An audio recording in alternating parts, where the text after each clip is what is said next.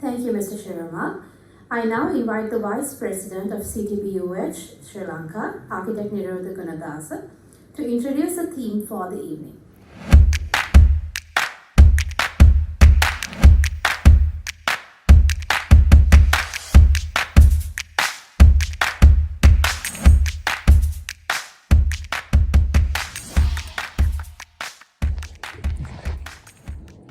Okay, so good evening, everybody. So welcome to this CTBUH conference. So my duty is to introduce the theme this time, the future sustainable cities for you. Okay, let me begin. Thank you. Sorry. Okay, so this is our world where we live in, and we have more than 7 billion people in this world living now, and it is rising now.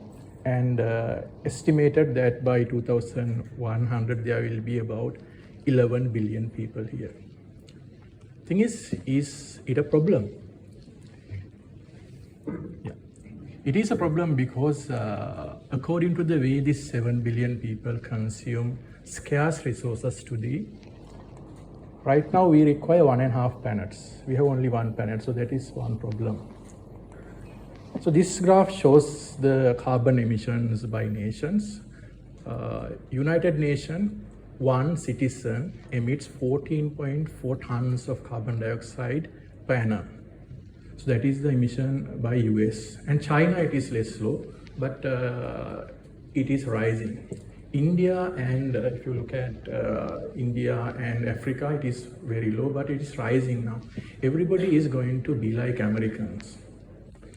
So if everybody in the world start to live like Americans in coming years, we require 4 planets to sustain them. So that is the problem we have today. So what is the solution for this? Is this the solution? So if everybody in the world, if they start to live in villages like this, will it solve the problem? If 11 billion people start to live like this, it will take up massive amount of natural land. It will take up massive road networks and massive infrastructure networks. So it is not the solution. In fact, it is the problem. So we have to find a way to compact people and make them live in a squeezed manner. So today, billions of people are moving into cities. And by doing so, knowing or unknowing, they are actually contributing to make the world a more sustainable place.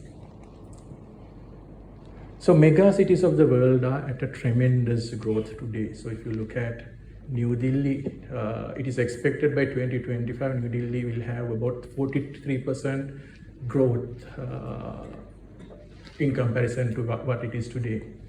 And same with Dhaka. Dhaka, there will be 53% growth. Beijing, there will be 44% growth. And even in New York City, we think it is now almost developed, but it is going to grow 20%.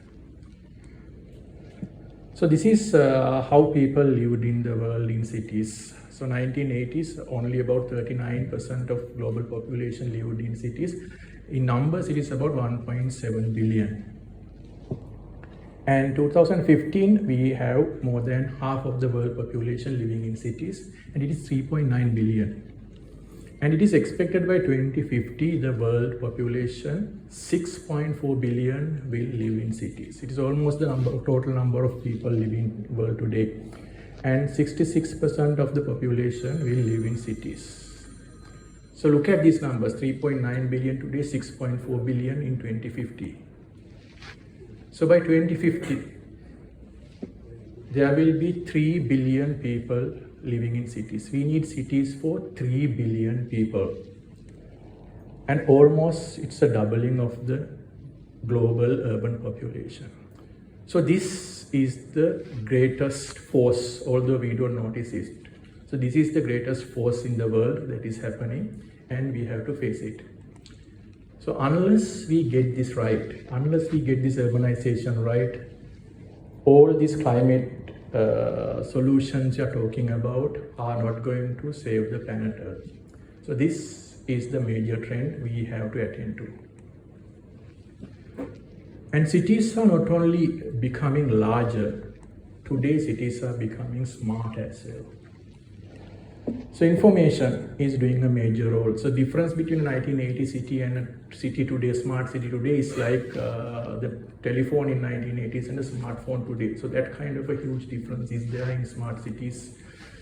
So we have mega data about traffic flows, live data, how a traffic moves inside a city, how people flow in cities, how energy is consumed in cities in different areas, how it changes, how temperature changes in a city in different areas, and how air quality changes in a city, and how it dynamically moves. So we have all this data now. And with this massive data and technological advancements, cities now can react like living organisms. Like my skin react to the AC, the cities are beginning to react to things. So future cities are becoming smart and they are becoming sustainable.